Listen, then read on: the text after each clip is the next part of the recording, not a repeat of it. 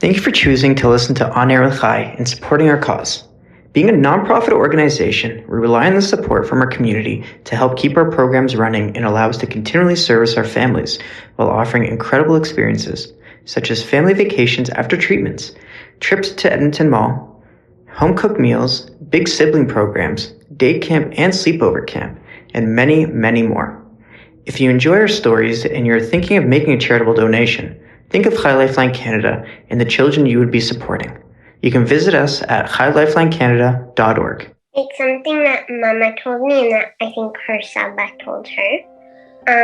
This too shall pass if anything's wrong. Yeah, equanimity. Welcome to On Air with Chai, a podcast that inspires, brings hope, shows resilience, and strength. On today's episode, we speak with Galit Kleiner and her amazing daughter, Sisi Kleiner Fisman. This is the sweetest, happiest, most positive story when it could have gone the other way. The story you're about to hear is proof that the right mindset, positive outlook, a change in perspective, and a can-do attitude will propel you through the hardest times. I can guarantee you will be smiling throughout this story. Enjoy.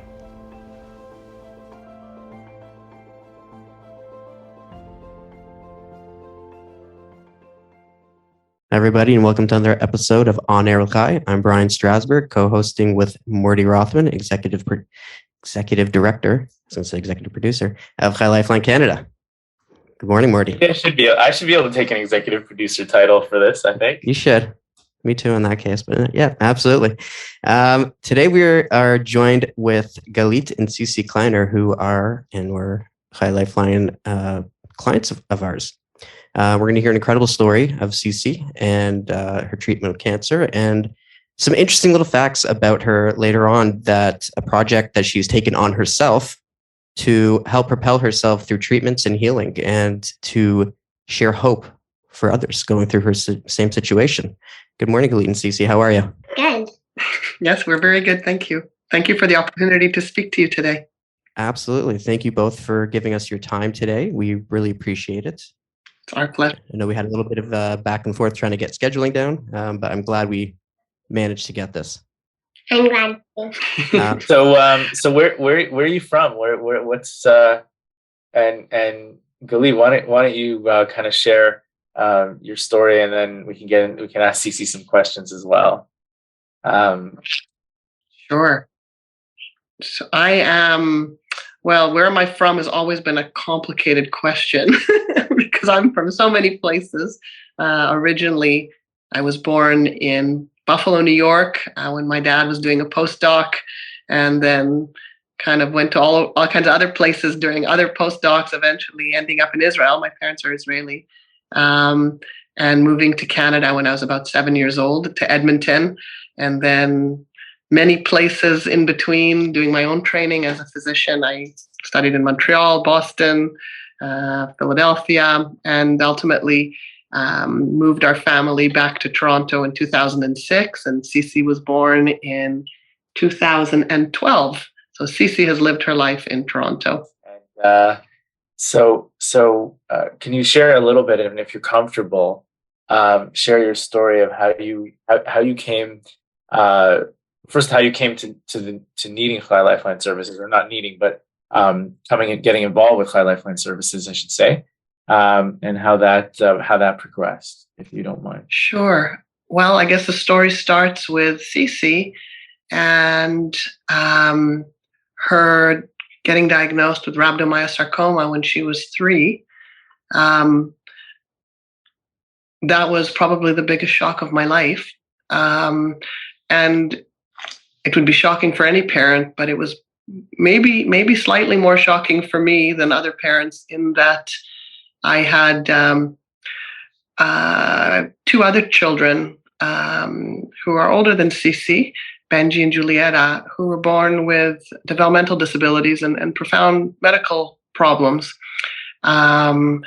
And then I had a lot of fertility issues, and Sisi came as literally a gift. Don't know where she came from at the age of 42. And we named her Shai, that's her Hebrew name, which means gift. So to me, Sisi was truly a gift from God. She was robust and healthy and just such a joy from the minute she was born. And So she was a good baby. She was an amazing baby with incredible spirit. Sisi's giving a thumbs up for everybody who can't. And I just was, she kind of rescued me a little bit.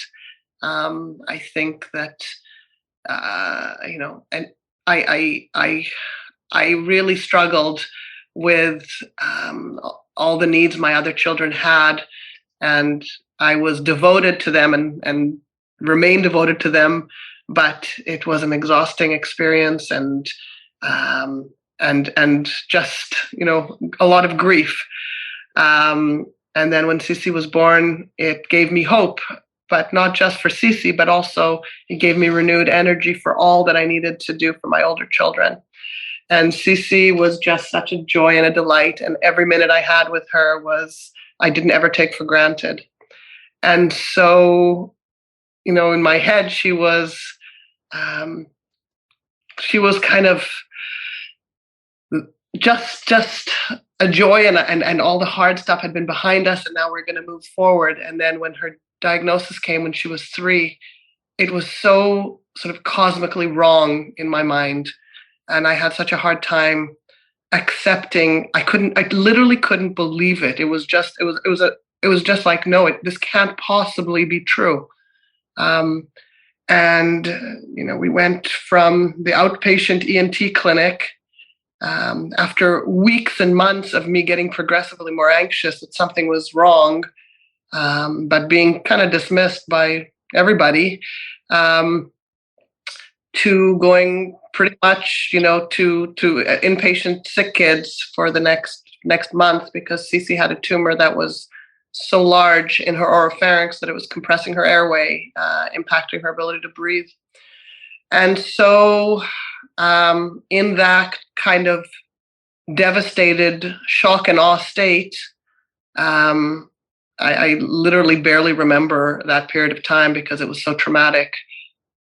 Somewhere in there, Chai Lifeline came into our life and kind of scooped me out of stupor, and just started being there all the time and providing such compassion and such empathy and such material help, sending food to our house all the time. I mean, I still had 2 other kids at home that required, full care. And I was supposedly working, but I couldn't work, and had to be with Sisi in the hospital. And it was just, the Chai Lifeline workers just suddenly, like, they anticipated all that I could possibly need.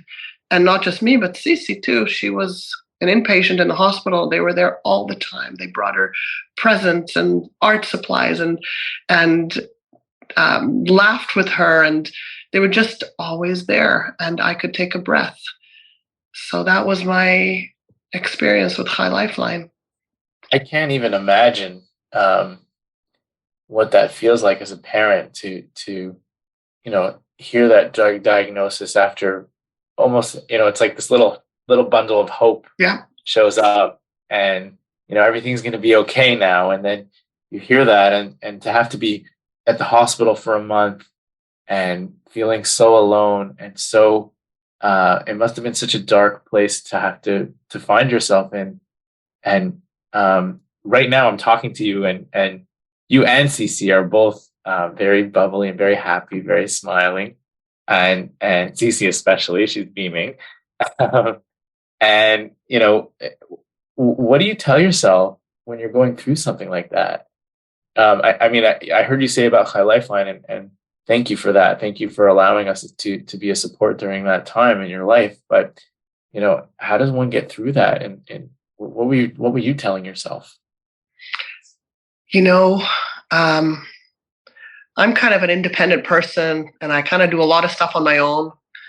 And all of a sudden, I desperately needed community to just hold me up, going from minute to minute and hour to hour. My children attended the Montessori Jewish Day School, which is another incredible place. And the parents band together immediately and put together a meal train. And every night we had food for the other kids. And people wrote such beautiful, people that we didn't even know, but they were part of the school and the Jewish community, wrote us inspiring letters. That gave me, that helped me. We literally went from minute to minute.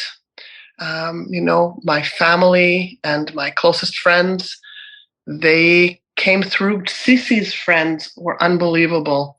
Later on, it wasn't early, but later on, we'll tell you a little bit about what the treatments held for Sisi.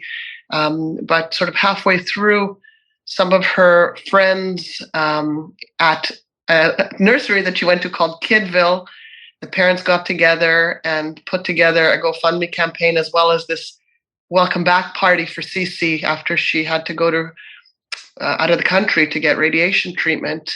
And it was just, people just showed their best selves. And it was incredibly important to me, and really kind of provided us a safety net. And I mean, we were obviously scared. That's an understatement. I tried to kind of not think too far ahead, just get through each day. There were just so many challenges, like every little thing. Like Sisi was going to go for radiation at CHOP in Philadelphia because they had proton radiation there, which they don't have in Canada, although I know that Sick Kids is trying to acquire a proton machine. And that's really important because it's a more focused type of radiation that prevents the spread of the radiation to other parts of the body. So where Sisi's tumor was, it was near eloquent cortex. What that means is important parts of the brain that relate to language and so forth. So they really wanted to do a targeted approach. And so we ended up spending 2 months living in Philadelphia, where Sisi went under general anesthesia every morning and couldn't eat until 1 o'clock in the afternoon because she got radiation to her brain every day for 8 weeks. But before that, the oncologist told us, well, she's going to need a feeding tube because she's going to get radiation. The field is going to be affecting her throat, and it'll be too painful. She'll have radiation burns in her throat. She won't be able to swallow. And so they wanted to do a prophylactic feeding tube. And, being a physician, I know what this means. It's not, and I know that, of course, sometimes people need this, and there's no question. But if you don't need it, then it would be great to avoid it. And I knew for Sisi psychologically that would be so hard. And so, initially I kind of accepted that this is what we were going to have to do. And then when I went through the teaching sessions, I was like, oh my God, we can't do this. we're going to have to find a way to get Sisi to eat. And I was on a mission to ensure that she had enough calories. We did a calorie count every day. And, if she would have like a potato chip, I'd write that down. If I could get her to have a sip of apple juice, I'd write that down. When we went to Philadelphia, my entire mission was like we were going to go on a food tour, right? And so, and having lived in Philadelphia, that's where I started my career at the University of Pennsylvania. I knew intimately the city, and every afternoon after radiation, we would. I like to run, and I would run Sisi in her stroller to downtown from the campus at the University of Pennsylvania. And we would find, there was this place called Bear Burger, which was a restaurant that made these huge burgers, like all the burgers and fries and milkshakes and whatever it is, just to get into her. And then we would go to Franklin, what was it called? Franklin Square. Yeah, where they had merry-go-rounds and carousels and ice cream. And so I was on a mission that we were going to. So there's a lot there that you just shared. I mean, just from not taking this, sitting down and being like, no, I'm not. We're not going to deal with the food I'm making it your mission and standing up and finding that strength. I know as a mom, I'm sure that, that takes a lot of strength to say, no, I'm not going to take what the doctors say as, face value, and I'm going to look and see what else we can do.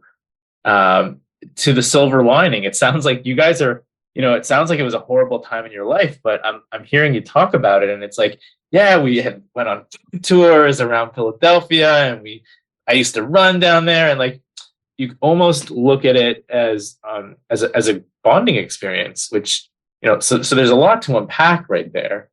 And see Sisi smiling, and mom's like, well, obviously. Well, you know what? If you ask Sisi, I think you should. Sisi, tell him what you remember of Philadelphia. Like, was it do you remember bad stuff, or what do you remember of it? Because Sisi was only 3 then. Well, I actually remember a lot. I remember, I don't know why, the port. Yeah. The needle that went in right here. Yeah. It didn't hurt as much here for some reason. But that's a good part I remember. But I also remember going on the carousel and eating ice cream and playing in the park, crashing a wedding. Yeah, that we went to Washington Square Park one morning. My really close friend Marla, who's a pediatrician who lives in Vancouver, came to Philadelphia for a blowout weekend to distract me and to just be magical with Sisi. And she brought bubbles and went to the park, and we were blowing bubbles, and this wedding party came in, and Sisi was wearing her signature Sophia the First purple dress. Love it. With her head. And she was so joyful and having so much fun that the wedding party just they were just charmed by her, and they treated me as the bride. So Sisi kind of crashed the wedding. Not even crashed, you took it over. That's with the groom. Yeah, with the groom and with the bridesmaids, and those are just the best pictures ever. And we went to a salon, and even though Sisi didn't have a whole lot of hair, she had still a few strands left. And this wonderful hairdresser, again, all these little acts of kindness, they made such a difference. He cut her little sprouts off her head and styled it and put like a ribbon in her hair. And then he put her on his motorcycle and took pictures of her. And then we went to this place called Tallulah's, which was this fancy restaurant that had all kinds of sugar donuts. Again, my mission being, got to get food into her. And, we had we had fun. I decided that this was going to be, we are going to have fun. And, And where did that come from, though? How do you, again, you're in this dark place you were describing earlier with all this mountain of responsibility that you have with your children and everything, and, being in the hospital, yet you turned it around. And you mentioned community, which I think is huge, right? Having a community, having people to rely on, but the mindset had to change. And I'm curious, how did you do that? What were you telling yourself? You know what? I don't know that I've ever thought about this before, but now when you ask me this question, I think that is something that I've had to grapple with for a very long time in the form of my other children. So I have 2 absolutely incredible, courageous, beautiful, funny children who were born with a very, very rare genetic disorder. And they, the prognosis for them from the doctors again was devastating. And I just couldn't accept it. And I said, I know what you're telling me, and I also know what I see, and it doesn't match up. Because I just could see it. I could see that there was more than the 2 dimensions that the doctors were predicting. And I, early on in my son's life when he was born, I made a commitment and I said, no, I am not going to accept this. I'm going to do everything in my power to turn this tragedy into success. And I remember consciously thinking that, and that was my mission. And then when I had my other daughter, who, lightning struck twice, also had the same genetic disorder. It was like such a crushing blow, but I was like, okay, so this is what it is. Now what am I going to do? Am I going to walk away from this, or am I going to do everything I can to make it as good as possible? And that sort of became my life mission. And at the same time, I also have a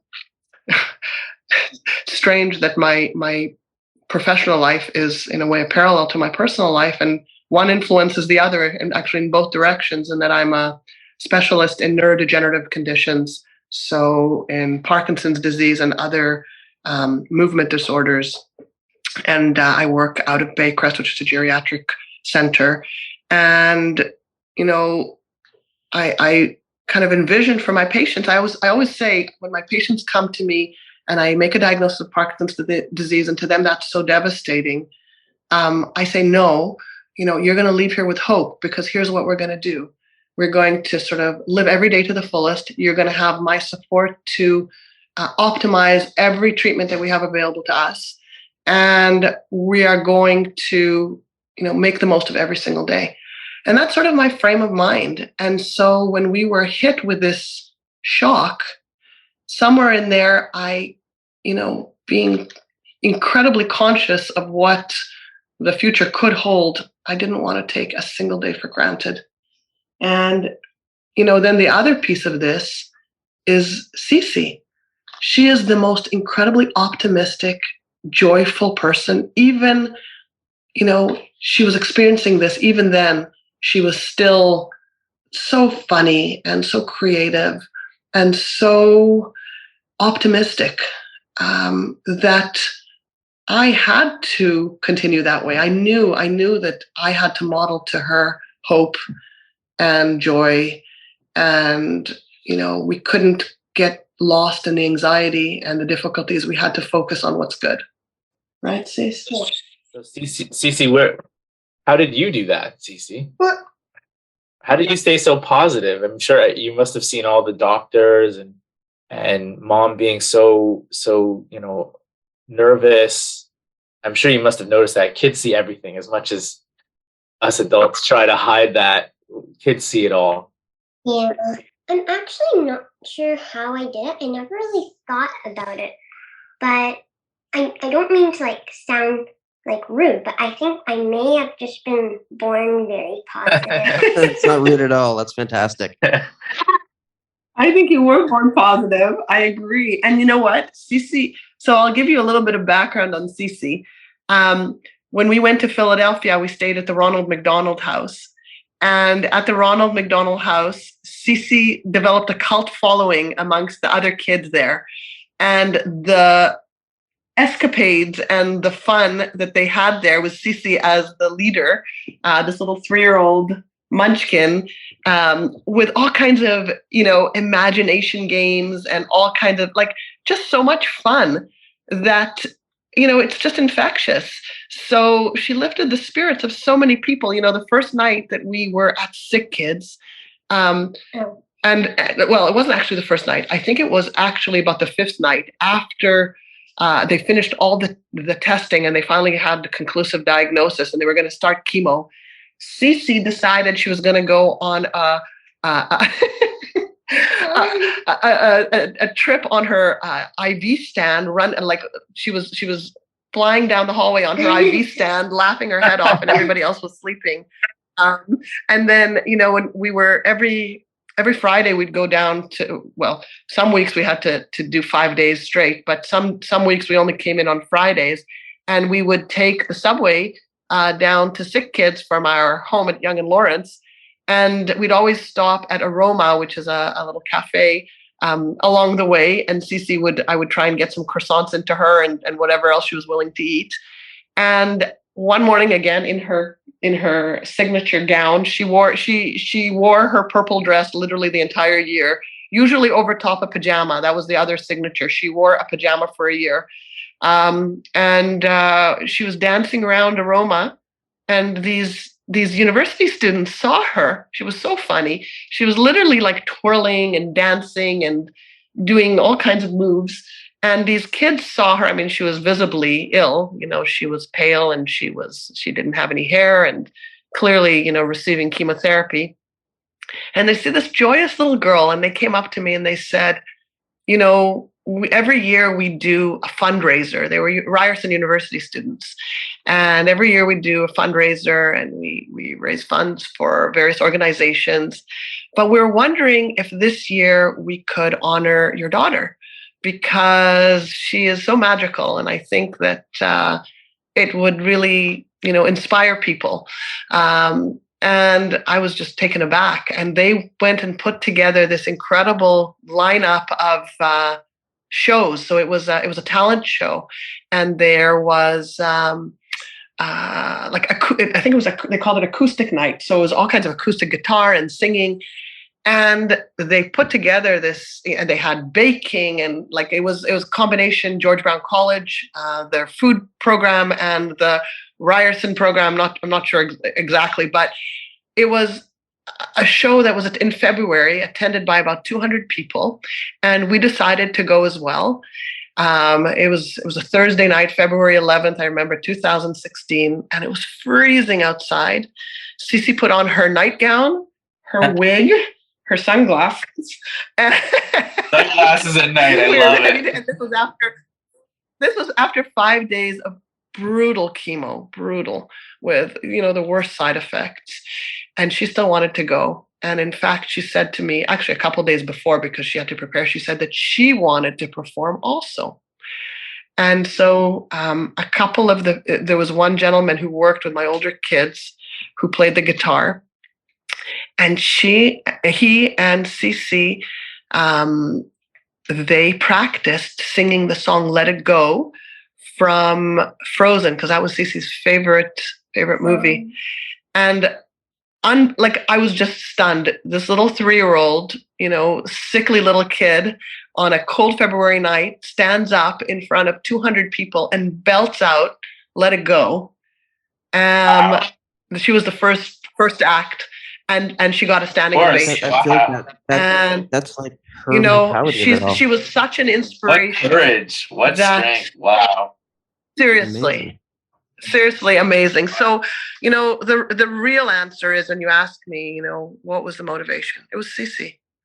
You couldn't break her spirit, no matter what. I'm not saying that, she wasn't horribly sick and so uncomfortable with that and so forth. But overall, her spirit was just so strong. And I was determined that I was going to meet that kind of energy, and we were going to just fight. Right? Wow. Yeah. But the idea that she has those memories at that age, and it's as if she blocked out all of the treatments, all of the negative, all of that bad stuff that nobody really wants to deal with or remember. Yep. And she pulled through every piece of positivity. Yep. It doesn't get any better than that. That's pure resilience in a child. Resilience is and moving forward, you just can't even believe the resilience that she's demonstrated ongoing. But the one thing that was pretty funny, and this is how we envisioned the cancer, Sisi called it Toots. Do you want to tell the story of Toots? Yeah. So one day I was watching a Curious George episode, and it was where Curious George was sick. And then there was a little germ in his nose named Toots, who was putting on a concert to make him sneeze. And then he sneezed onto a door handle, and then another lady touched it, and then she got Toots. So it seemed pretty similar. So Sisi, the way the tumor that she had, if you can believe, it grew out of her nose, and it grew so fast that literally within hours, it was from, you couldn't see it in the nostril to it being hanging below her nostril. And we were, putzing around in the hospital. They were trying to decide, should they do a biopsy? How will they get in there? And she basically just wiped her nose and, sorry for being so graphic, but there was a piece of her tumor. That was it. We put it in a cup and they sent it off to pathology. And so we didn't have to undergo surgery. But so to Sisi, this thing coming out of her nose was Toots. And so we subsequently called it Toots, right, Sisi? Yeah.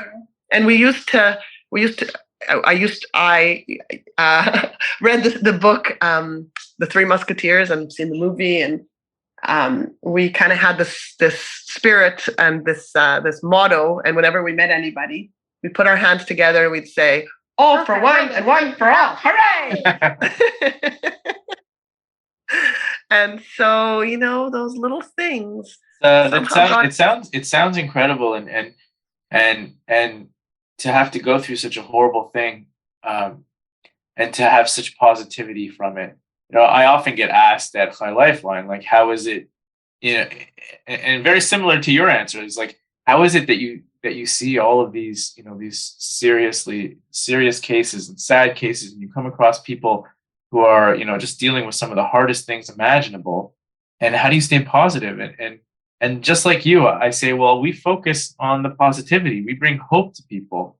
And, you mentioned as a clinician and as a doctor, that's how you support your patients. But I think, in your own life, it seems very similar as well, that you live each day fully and you focus on the positive aspects. So that's been incredible. We only have an hour. So I want to kind of take this, Sisi's, at the moment, she's 3 in our story. But obviously right now she's 10, and there's probably a lot to share between the 3 and the 10. Can you take us, I guess, and I don't mean to downplay it at all, but we are pressed for a bit of time. For sure. Can you share a little bit more of, your treatment, how that went? I assume you came back to Toronto for treatment at some point as well, and things of that nature. And then I want to get into something special that I know Sisi's been working on. Well, so Sisi was diagnosed in July, and we went to Philadelphia in November, and we came back in the middle of November. And then she finished radiation then, and then she got basically weekly chemo until April, I think it was April 22nd, 2016. Yeah. And then, she had the follow-up every 3 months, 6 months. And very happy to share that after 5 years, which I guess was 2021, she was officially cured, because you say remission for a period of 5 years because it could come back. But after 5 years, the doctors have told us that, it's not likely that her risk of it coming back is like any other person in the population. So that's when they call it cure. So Sisi has been thankfully cured of. Still some side effects. Yeah, but there's late effects of radiation. She's now in the survivorship program. Can I share, Sisi, what some of the things that you've experienced? You can do it. Okay, why don't you do it? So now that our camera's kind of off, you can't really see. I don't have any front teeth because the radiation it affected my gums and my roots. So my adult teeth didn't have any roots, so they were going to fall out anyway. So the doctors had to pull them out, and I don't like wearing my retainer. Sisi's proud to be toothless. Yeah. She has a denture, but she doesn't wear it. I lost it. You lost it? Oh dear. And then I also need glasses, although I don't really wear them, because I have an astigmatism, which is kind of like something over my left eye, and it's kind of hard for me to see a little bit. So Sisi has, because again, her eye was in the radiation field in addition to her maxilla, she has a bit of a cataract, and there's a little bit of facial asymmetry because the bone on the left side of her face didn't grow during radiation. And so there's some, there'll be some future interventions to fix that and to put in permanent implants. So that will probably be when Sisi is like 16 or 17. And she's got some dry eye and we have to put drops in. But overall, Sisi's doing, none of that. It's an annoyance, but nothing has gotten in the way of her incredible, she just gets better and better. She got first place in the Royal Conservatory piano exam last year. She's an amazing musician. She is part of musical theater. They're going to do Matilda this year. Last year they did, what was it called? Adam's Family, and she played Pugsley. And she kind of stole the show.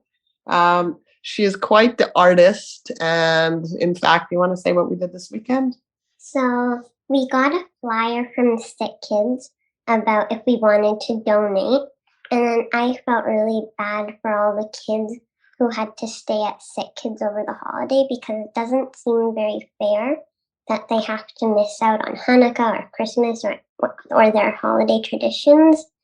And so we went down to Sick Kids and we gave everyone an arts and craft, because it was like this is me and this is what I think about. It was a template head, and then half of the face was black and white or shaded in, and the other half you had to put what you thought about and like who you were and that stuff. And we gave it to the people at Sick Kids, and they gave it to the kids.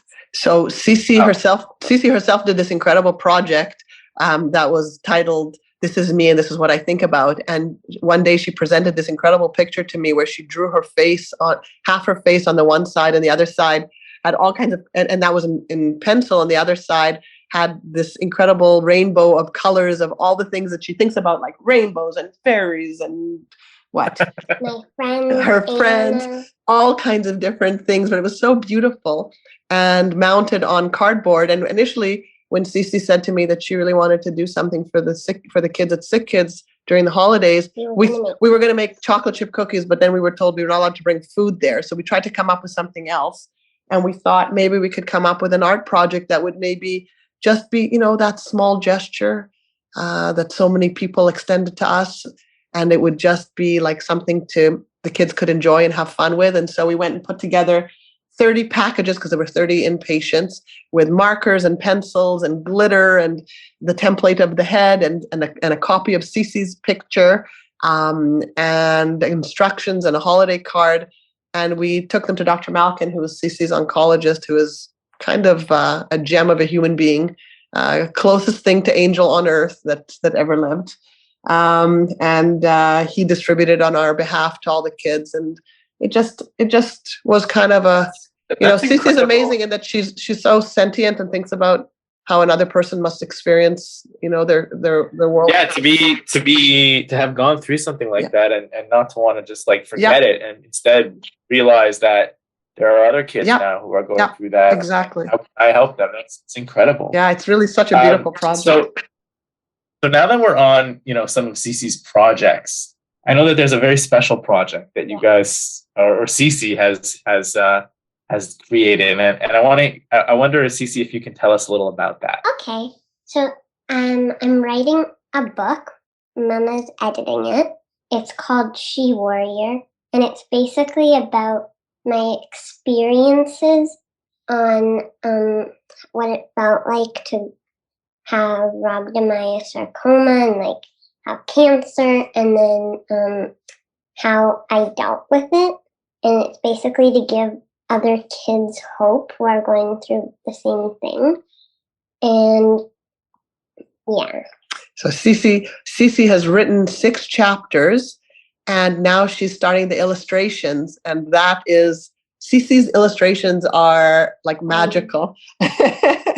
And so we hope that we'll be able to present this. I don't know. I mean, I think it would be actually something lovely to publish, because I think the perspective from a child, I think that would be meaningful to other children. It's one thing when adults write books for children, but it's a totally different thing when it's the voice of the child. And in fact, Sisi's voice is so clear in it, and it's so funny, and it's not something that an adult could think about to write in such a way. So maybe we'll see if we can get it published, but for sure we're going to bring it to Dr. Malkin and see if we can have, distribute it to the kids again on the ward. And I think maybe even to the parents, because I hope that you'll share it with us here at High Lifeline as well. absolutely, I mean, to me, this is, I generally spend a lot of time working and writing reports, but this last week when I've been off, it's been my priority, first and foremost, to edit this so that we can get this going. And it's just such a fun project to do together. Yeah. Well, I think it's an amazing thing that, it's coming from a place of wanting to help other kids who are going through what you've gone through, and to take that and not be like, this was a horrible situation, I just want to forget about it and move on, and actually to selflessly give and give back and say, look at all these kind gestures that people did for me, and I want to do something back. I think that's, obviously telling as who you are, both of you are, as a parent, as a patient, as people and humans in the world. But I think it's a very helpful thing for people who are struggling in their own lives to understand that, yes, right now you're going through something, but there's light at the end of that tunnel, and when you get through it, it's actually learning, something that you learn from, and you can give back in a very meaningful way that no one else can, because no one else can write that book like you can, Sisi, right? Yeah. No one can give that perspective. Only you can. And the fact that you're turning around and giving it, I think, is a beautiful, beautiful, powerful message. I totally agree. And, the other thing, this is, again, it doesn't come in a vacuum. Sisi's daily life is also supporting her brother and sister, who she adores and who she advocates for like you can't even believe. And she's really, she has a lot of grace and patience, and my kids adore her. And yeah. Although Anna is my best friend, Jude is like my very best friend. Jude is her sister, yeah. And so Jude is nonverbal, but she loves books, and she laughs and laughs. And Sisi reads her stories, and Julietta laughs her head off. We even made a dance to polka dot pants. It's honestly... How old is Julietta? Julietta is nearly 16. She'll be 16 in March. So she's right at that TikTok dance. Exactly, and she's so into music, and Sisi is, Sisi just, her eyes light up when Sisi reads to her. So, Sisi has a tradition of selflessness and kindness and empathy. It's kind of unusual for a kid her age, but as I said, we kind of have an unusual life circumstance, for better or worse, and I think that there's no guarantees in life for anybody, and I think we're all challenged with whatever we're thrown. How do we navigate whatever challenge life throws us? Do we just collapse, or do we do everything we can to turn things around in the best way possible? I guess that's basically it, isn't it? Yeah, it is. Yeah.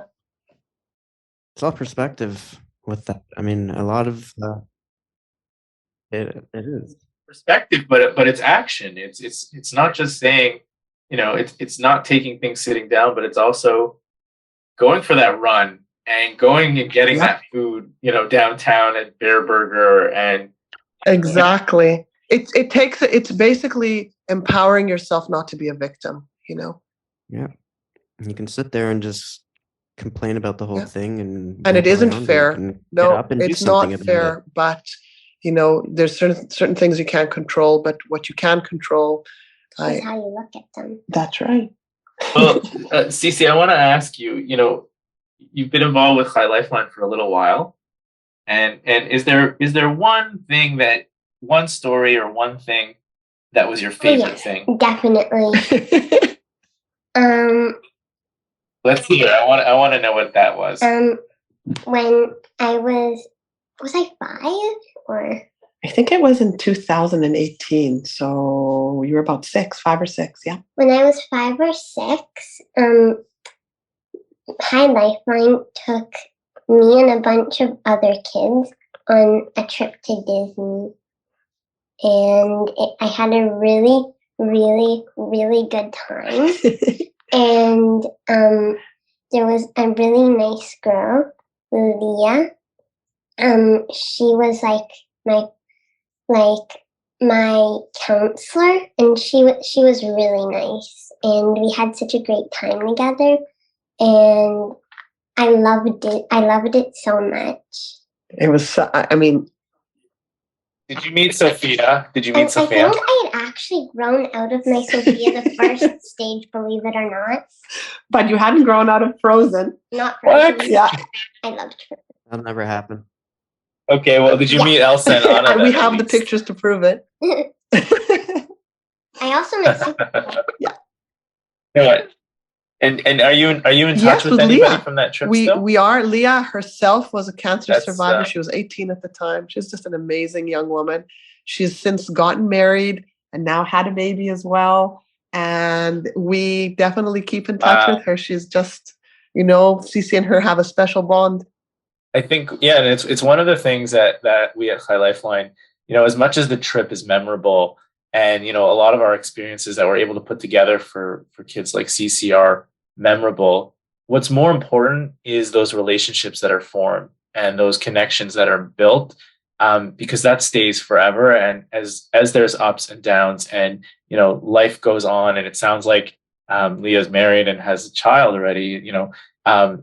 That relationship will stay strong, and that's a very powerful thing. And that's really what High Lifeline is all about, is building those relationships, whether it's with the case managers that, I know Galit, you have a great relationship with with our case management team, and just those bonds and that support is something that, I always encourage kids to go to Camp Simcha, because it's not camp that you're getting, it's the community that you're getting, and that community that you described earlier that was there for you. Absolutely. Oh, we just, because of various different logistical issues, we haven't yet been able to go to Camp Simcha, but I'm hoping that is still in the future. But I just want to, say, sorry, that's our dog, Charlie. I just want to say that Sarah Blum is somebody that is just a very special person. And we've remained in touch with Sarah as well. She and Sisi connected in such a meaningful way. She's a special soul herself, and she always did lovely art with Sisi, and Sisi confided in her, and they just had a very special relationship. I was really, really grateful to her. She was a real support for me as well. It's beautiful to hear, and Sarah's wonderful, and we're very honored to have her as part of the team. Bryan, is there anything you wanted to add or ask before we finish? I had a couple questions. I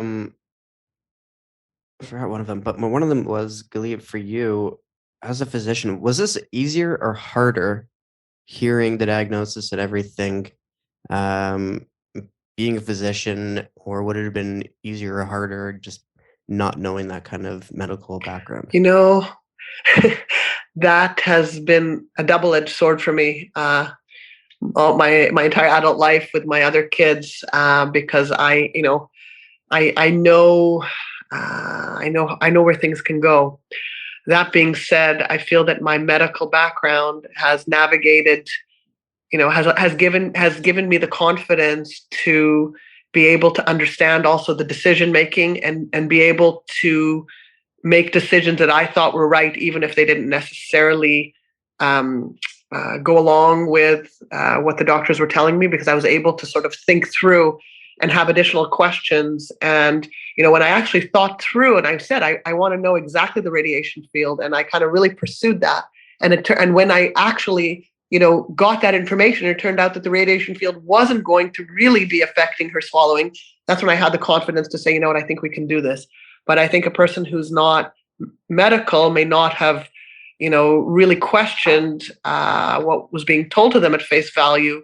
And so, as much as I also was aware of all the things that could go wrong, I think it allowed me to maybe be a little bit more precise and confident in the decision-making that we had to make for ourselves. And, there's never a right answer. Every person has a different set of values, and they make decisions based on those values.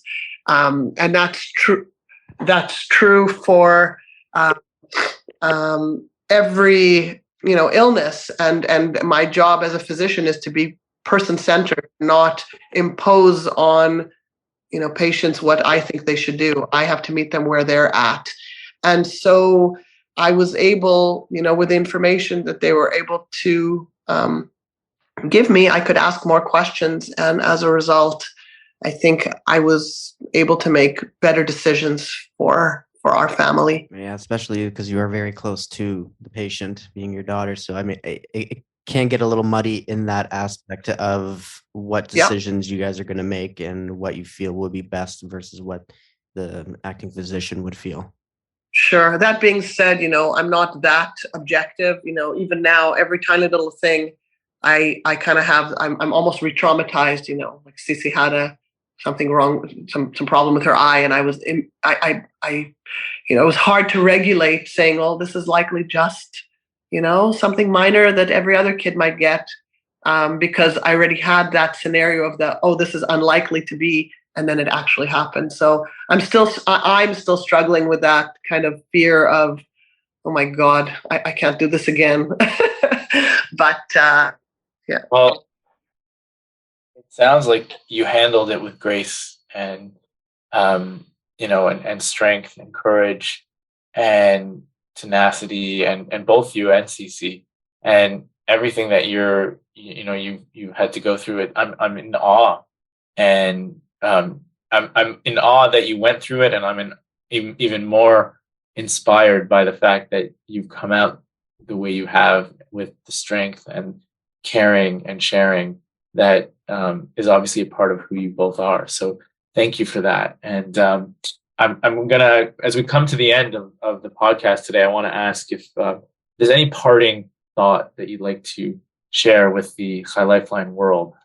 And if there's nothing, no worries. But if there's something that you want to share, I was gonna put Sisi on the spot and see if she had some love and joy and hope to spread to everybody. Absolutely, I think Sisi should answer this question. Wait, what? Maybe repeat the question.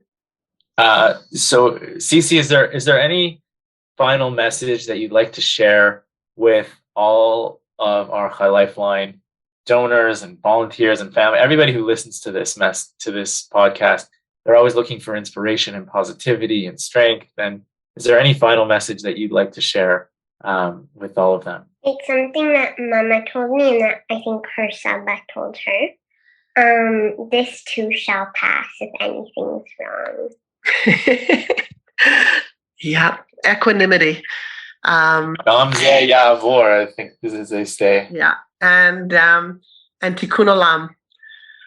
So we were beneficiaries of Tikkun Olam, and now it is our turn. And we're going to continue doing that. Yeah. Such a beautiful story. Thank you, guys. Thank you. And I look forward to reading your book, Sisi. I hope you share it with me when it's ready. Definitely. Well, thank you. And I look forward to hopefully meeting you in person as well. Over COVID, it was not something that I was used to, not really knowing our families as well as I had in the past. So it's a pleasure to get to know you both. Thank you. And thank you very much for this wonderful opportunity, and we hope to meet you as well. Absolutely. Very personal story. So very personal story. Is very appreciated that you would share that. Have a wonderful day. Oh, it's been a pleasure. Thank you so much for the opportunity. Bye, guys. Yeah. Have a good day. Bye. Bye.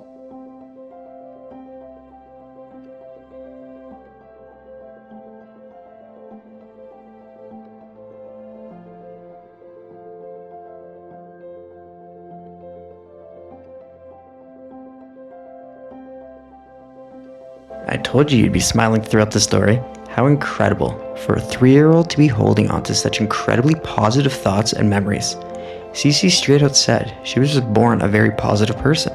She crashed a wedding, inadvertently got university students to hold a fundraiser in her honor, wrote a book, ate loads of ice cream, and really, who doesn't love ice cream? And really just made the best memories. Yes, she does live with the side effects of the radiation therapy, but she's handling it with such grace.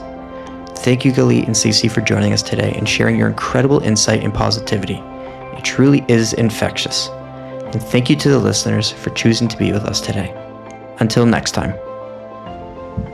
On Air with Chai is a Chai Lifeline Canada project, produced by myself, Bryan Strasberg, hosted by myself and the Executive Director of Chai Lifeline Canada, Mordechai Rothman. Guests are booked by Orly Davis, and graphic design is done by Candace Alper. On Air with Chai is edited by myself, and the music is provided by Music Unlimited at pixabay.com. To learn more about Chai Lifeline and how you can help us, please visit our website at chailifelinecanada.org. Don't forget to subscribe and give us that 5-star rating, and of course, share it with all your friends. Thank you for choosing to listen to On Air with Chai and supporting our cause.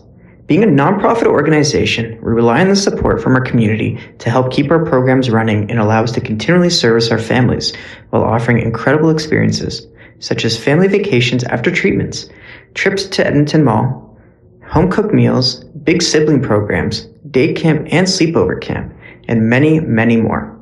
If you enjoy our stories and you're thinking of making a charitable donation, think of Chai Lifeline Canada and the children you would be supporting. You can visit us at chailifelinecanada.org.